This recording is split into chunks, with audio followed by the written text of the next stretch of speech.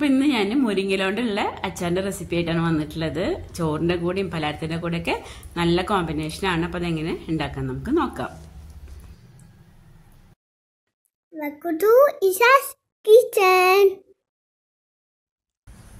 അപ്പോൾ മുരിങ്ങയില അച്ചാർ ഉണ്ടാക്കാനുള്ള എല്ലാ സാധനങ്ങളും ഞാൻ ഇവിടെ റെഡിയാക്കിയിട്ടുണ്ട്. അപ്പം മുരിങ്ങയിലാണ് നമുക്ക് മെയിനായിട്ട് വേണ്ടത്. ഞാൻ 3 കൈപ്പിടി എടുത്തിട്ടുണ്ട്.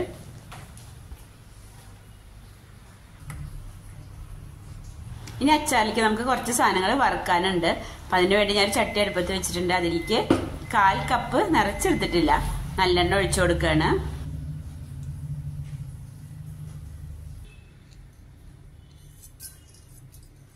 അപ്പം എണ്ണ ചൂടായിട്ടുണ്ട്. അതിലേക്ക് ഞാനിവിടെ 1/4 ടീസ്പൂൺ ഉലുവ ചേർത്ത് കൊടുക്കുകയാണ്. പിന്നെ ഞാൻ എടുത്തിട്ടുള്ളത് 2 ടേബിൾ സ്പൂൺ കടലപ്പരിപ്പും 2 ടേബിൾ സ്പൂൺ ഉഴുന്നുപരിപ്പുമാണ്. അപ്പോൾ ഉലുവന്റെ മൂപ്പൊക്കെ പാകമായിട്ടുണ്ട്. അപ്പം ഇനി നമുക്ക് കടലപ്പരിപ്പ് ചേർത്ത് കൊടുക്കാം. ഇനി കടലപ്പരിപ്പ് ഒരുവിധം മൊരിഞ്ഞ് വരുമ്പോൾ നമുക്ക് ഉഴുന്നുപരിപ്പ് ചേർത്ത് കൊടുക്കാം. ഇതെല്ലാം നന്നായി വറവായി കഴിഞ്ഞാലാണ് പൊടിച്ചു കഴിയുമ്പോൾ നല്ലൊരു മണവും നല്ല ടേസ്റ്റും ഉണ്ടാവുള്ളൂ കേട്ടോ. ഇനി നമുക്ക് ഉഴുന്നുപരിപ്പും കൂടി ചേർത്ത് കൊടുക്കാം. ഇതെല്ലാം ഞാൻ കഴുകി വെള്ളം വാർത്തെടുത്തിട്ടുള്ളതാണ് കേട്ടോ.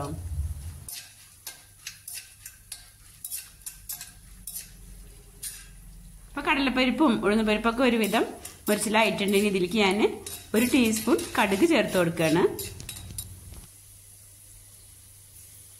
ലോ ഫ്ലെയിമിൽ വെച്ച് വേണം കേട്ടോ നമ്മളിത് വറുത്തെടുക്കാൻ. ഇനി എല്ലാം നന്നായി മൊരിഞ്ഞു കഴിഞ്ഞാൽ നമുക്കത് എണ്ണയിൽ നിന്ന് മാറ്റാം.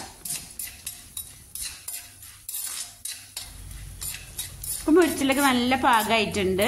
ഇനി നമുക്കിത് എണ്ണയിൽ നിന്ന് മാറ്റാം. ഇനി ഞാനിവിടെ 10 ഉണക്കമുളക് എടുത്തിട്ടുണ്ട്. ഇനി അതൊന്ന് നമുക്ക് വറുത്തെടുക്കാം.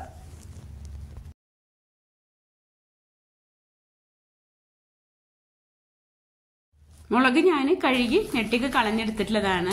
ഇനി നമുക്ക് അതൊന്ന് വറുത്തെടുക്കാം.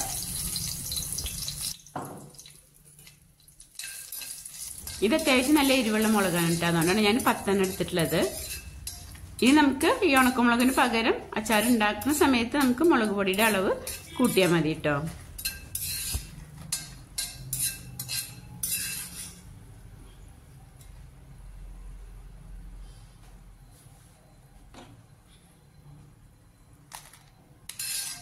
മുളകിന്റെ ആ മുറിച്ചിലൊക്കെ നല്ല പാകമായിട്ടുണ്ട്. ഇനി നമുക്കത് എണ്ണയിൽ നിന്ന് മാറ്റാം. ഇനി ഇതേ എണ്ണയിലേക്ക് തന്നെ നമ്മൾ എടുത്ത് വെച്ചിട്ടുള്ള മുരിങ്ങയില കഴുകി വെള്ളം വാർത്തിട്ട് നമുക്കൊന്ന് വഴറ്റിയെടുക്കാം.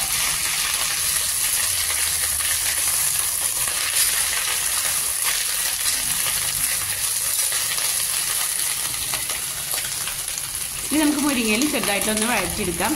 അധികം വേവ് കൂടണ്ട കേട്ടോ. ആ ഒരു പച്ചക്കളർ അധികം പോവാത്ത രീതിയിൽ വഴറ്റിയെടുത്താൽ മതി.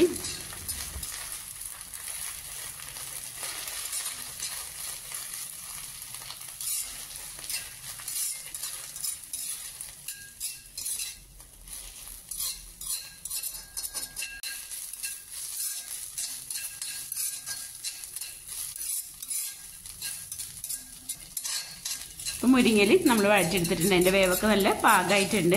ഇനി നമുക്കതൊരു പാത്രത്തിലേക്ക് മാറ്റാം.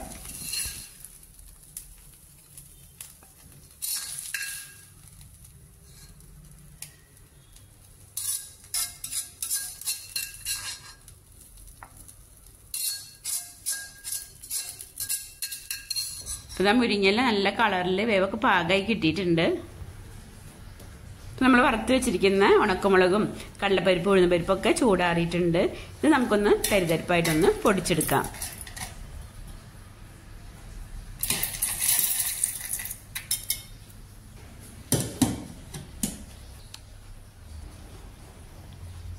അപ്പം ഞാൻ തരിതരിപ്പായിട്ട് പൊടിച്ചെടുത്തിട്ടുണ്ട്.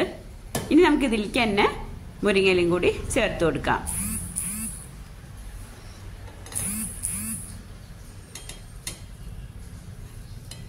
മുരിങ്ങയില ചേർത്തതിന് ശേഷം 2-3 പ്രാവശ്യം ഒന്ന് പൾസ് ചെയ്തെടുത്താൽ മതി. അതിന് ശേഷം നമുക്ക് കുറച്ച് വിനാഗിരി ഒഴിച്ചിട്ടൊന്ന് അരച്ചെടുക്കാം.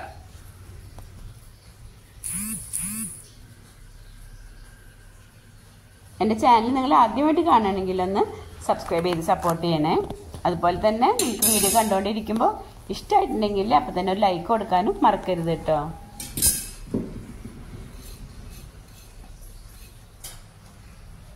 ഇനി ഞാൻ ഇതിലേക്ക് 1/2 കപ്പ് വിനാഗിരിയാണ് ഒഴിച്ചു കൊടുക്കുന്നത്. ഇത് നമുക്ക് ചെറുതായിട്ടൊന്ന് 1-2 പ്രാവശ്യം ഒന്ന് പൾസ് ചെയ്തെടുക്കാം.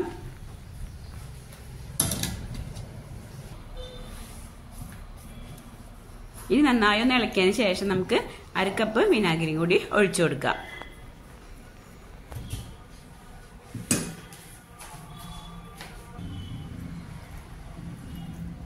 ഇനി നമുക്ക് എല്ലാം കൂടി ഒന്ന് ചെറുതായിട്ടൊന്ന് അരച്ചെടുക്കാം. അധികം അരഞ്ഞു പോകണ്ട കേട്ടോ. ചെറിയ തരിതരിപ്പായിട്ട് തന്നെയാണ് നമുക്ക് മുരിങ്ങയിലും വേണ്ടത്.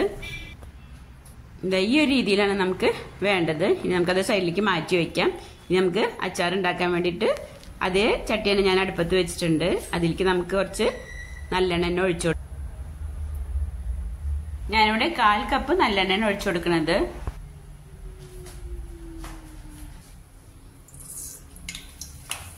നല്ലെണ്ണ ചൂടായിട്ടുണ്ട്. അതിലേക്ക് ഞാൻ 1/4 ടീസ്പൂൺ കടുക് ചേർത്ത് കൊടുക്കുന്നുണ്ട്.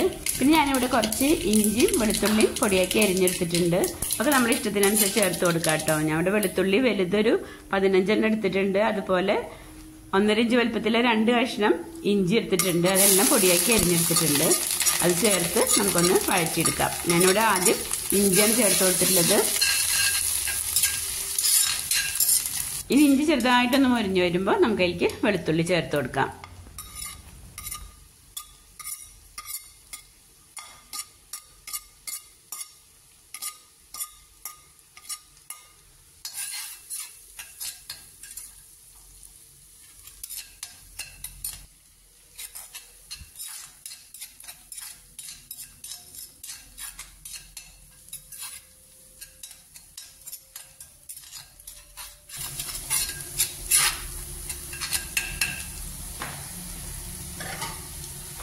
ഇഞ്ചി വെളുത്തുള്ളിയൊക്കെ മുറിച്ച് നല്ല പാകമായിട്ടുണ്ട്. ഇനി അതിലേക്ക് ഞാൻ 5 പച്ചമുളക് അരിഞ്ഞെടുത്തിട്ടുണ്ട്. അത് ചേർത്ത് കൊടുക്കുകയാണ്.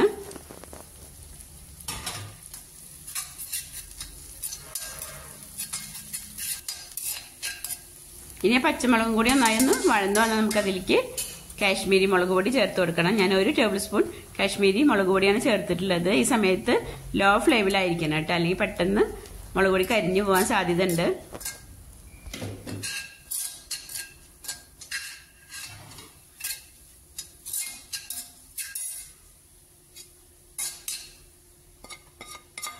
ഇനി ഞാനിവിടെ 1 ടീസ്പൂൺ മഞ്ഞൾപ്പൊടി എടുത്തിട്ടുണ്ട്. അതും കൂടി ചേർത്ത് കൊടുക്കുകയാണ്. ഇനി എല്ലാം ഒന്ന് വഴറ്റി ആ പച്ചമണം പോയി കഴിഞ്ഞാൽ നമുക്ക് അതിലേക്ക് നമ്മൾ അരച്ച് വെച്ചിട്ടുള്ള ആ മുരിങ്ങയില മസാല ഉണ്ടല്ലോ അത് ചേർത്ത് കൊടുക്കാം.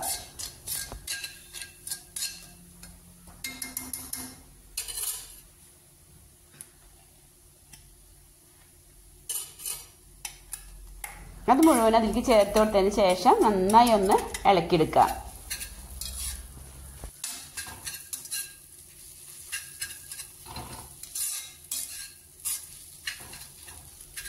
എല്ലാം കൂടി ഇളക്കി നന്നായി ഒന്ന് മിക്സ് ആയതിനു ശേഷം നമുക്കതിലേക്ക് 1 കപ്പ് ചൂടുള്ള വെള്ളം ഒഴിച്ചു കൊടുക്കാം.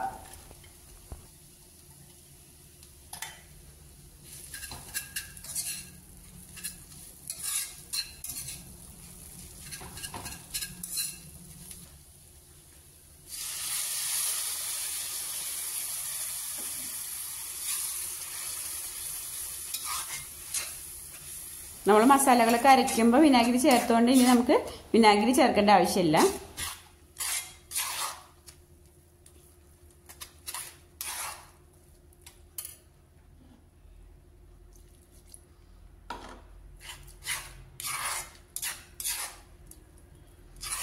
ഇതിലേക്ക് നമുക്ക് ആവശ്യത്തിലുള്ള ഉപ്പ് ചേർത്ത് കൊടുക്കാം.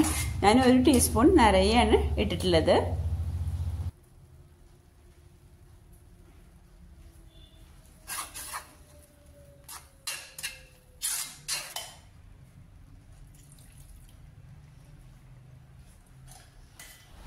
ഇനി ഞാൻ മിക്സിയുടെ ജാറിൽ കുറച്ച് വെള്ളം ഒഴിച്ചിട്ട് ഒഴിക്കുന്നുണ്ട്. മൊത്തം ഞാൻ 1.25 കപ്പ് വെള്ളമാണ് ഒഴിച്ചിട്ടുള്ളത്. ഇതിനേക്കാളും കുറച്ചും കൂടി ലൂസായിട്ടാണ് നമുക്ക് വേണമെന്നുണ്ടെങ്കിൽ വെള്ളത്തിൻ്റെ അളവ് കൂട്ടാം.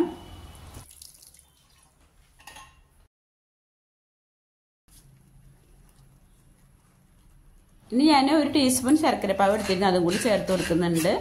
ശർക്കര പാവില്ലാന്നുണ്ടെങ്കിൽ 1 ടീസ്പൂൺ ശർക്കര പൊടി ചേർത്താലും മതി. ഇനി നമ്മൾ ലാസ്റ്റ് ഇൻഗ്രീഡിയൻ്റ് ആയ കായംപൊടിയാണ് ചേർത്ത് കൊടുക്കുന്നത്. 1 ടീസ്പൂൺ കായംപൊടി ചേർത്ത് കൊടുക്കുന്നുണ്ട്. അപ്പോൾ നമ്മളുടെ വളരെ ടേസ്റ്റി ആയിട്ടുള്ള മുരിങ്ങയില അച്ചാർ റെഡി ആയിട്ടുണ്ട്. ഇത് ഞാൻ ഇരുമ്പിൻ്റെ ചട്ടിയിലാണല്ലോ ഉണ്ടാക്കിയിട്ടുള്ളത്. വിനാഗിരി ഒഴിച്ചിട്ടുള്ളത് കൊണ്ട് ഞാൻ ചട്ടിയിൽ നിന്ന് വേഗം മാറ്റുകയാണ്.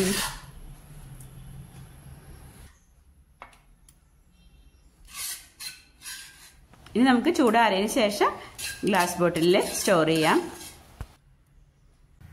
ഈ അച്ചാർ ഒരാഴ്ച വരെയൊക്കെ പുറത്തിരിക്കുള്ളൂ കേട്ടോ. അതല്ലാന്നുണ്ടെങ്കിൽ നമ്മൾ അധികം ക്വാണ്ടിറ്റി ഒക്കെ ഉണ്ടെങ്കിൽ ഫ്രിഡ്ജിൽ വെക്കാണ് നല്ലത്. അല്ലാന്നുണ്ടെങ്കിൽ പിന്നെ നല്ലെണ്ണയുടെ അളവൊക്കെ കൂട്ടേണ്ടി വരും. ഇതുപോലെ അച്ചാറുണ്ടാക്കി നമ്മൾ സ്റ്റോർ ചെയ്യാന്നുണ്ടെങ്കിൽ നമുക്ക് പോലെ തിരക്കുള്ള ദിവസമൊക്കെ നമുക്ക് നല്ല ഉപകാരമാവും. ആ ഒരു അച്ചാർ മാത്രം മതി നമുക്ക് ചോറ് തിന്നാന്. അപ്പൊ ഈ ഒരു രീതിയിൽ ഉണ്ടാക്കിയിട്ടില്ലെങ്കിൽ തീർച്ചയായിട്ടും ഉണ്ടാക്കി നോക്കണേ. നിങ്ങളുടെ അഭിപ്രായം കമന്റ് ചെയ്യാൻ മറക്കരുത് കേട്ടോ. പിന്നെ മറ്റൊരു വീഡിയോ ആയിട്ട് വരാം. Thank you. Thanks for watching. I love you.